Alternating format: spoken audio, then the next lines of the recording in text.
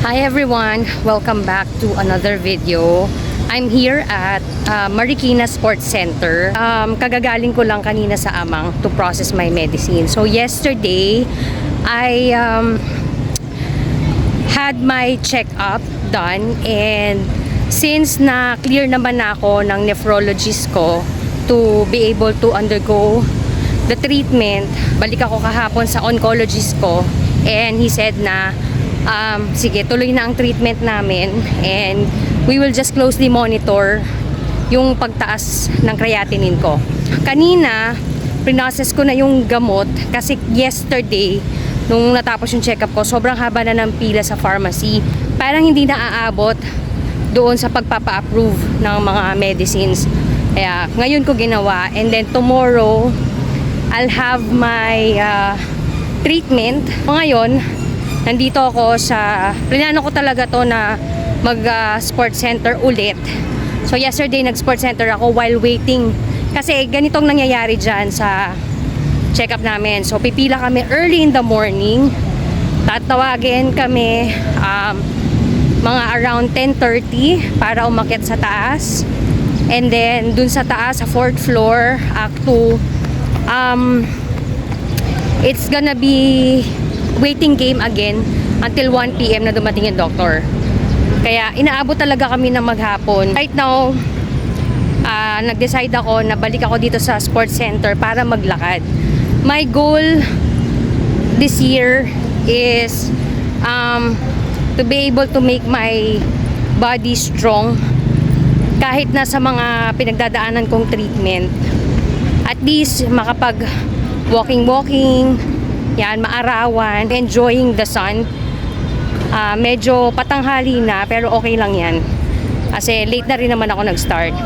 Eventually, after walking, hopefully, makayanan ko na mag-jog. Kasi medyo masakit-sakit pa sa mga buto-buto. Tomorrow, I'll also get some videos para naman sa treatment ko.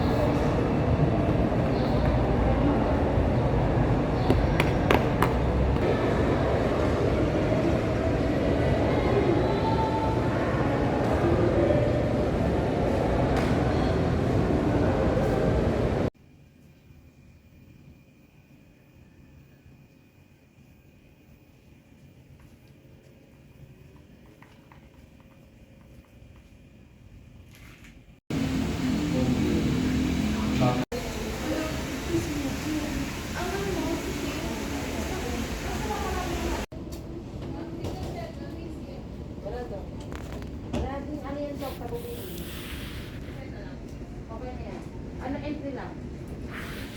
Bumalik din. Nung Monday yung document ka.